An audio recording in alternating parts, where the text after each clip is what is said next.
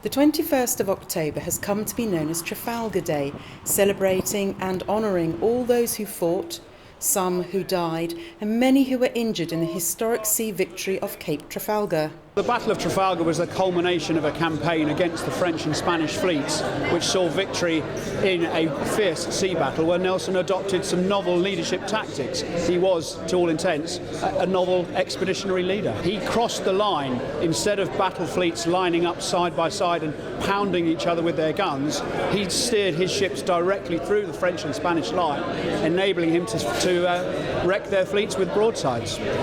600 members of the Nelson Society worldwide celebrate and promote the life and achievements of Lord Viscount Nelson. Headquartered in London, their chairman came to lay a wreath, and he shared more about the character of the man generally regarded as the greatest officer in the history of the Royal Navy.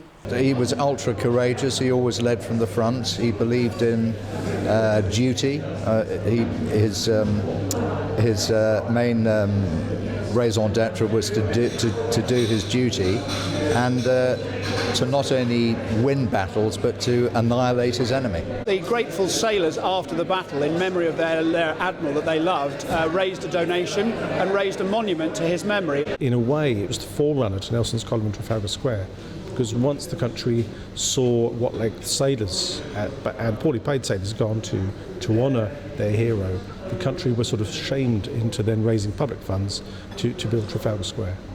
The Nelson Monument was constructed not only as a memorial, but also as a navigational aid from the sea to bring vessels safely into Portsmouth Harbour.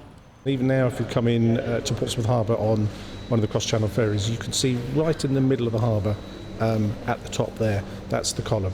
And Nelson's bust is at the top of the column, and it's difficult to see from the ground level, but his face is facing the harbour, but his eyes are looking to the right in exactly the direction of the Battle of Trafalgar.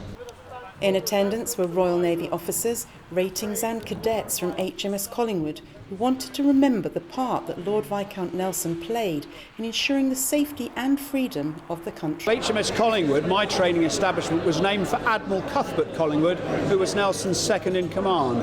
He took charge of the fleet on the sad news that Admiral Nelson had passed away. 210 years ago today, Admiral Lord Nelson won a victory which kept the peace in Europe for over 100 years. And I think with his leadership and our young sailors today, we can inspire them to follow in his footsteps. This is Shan Robins for That's Solent.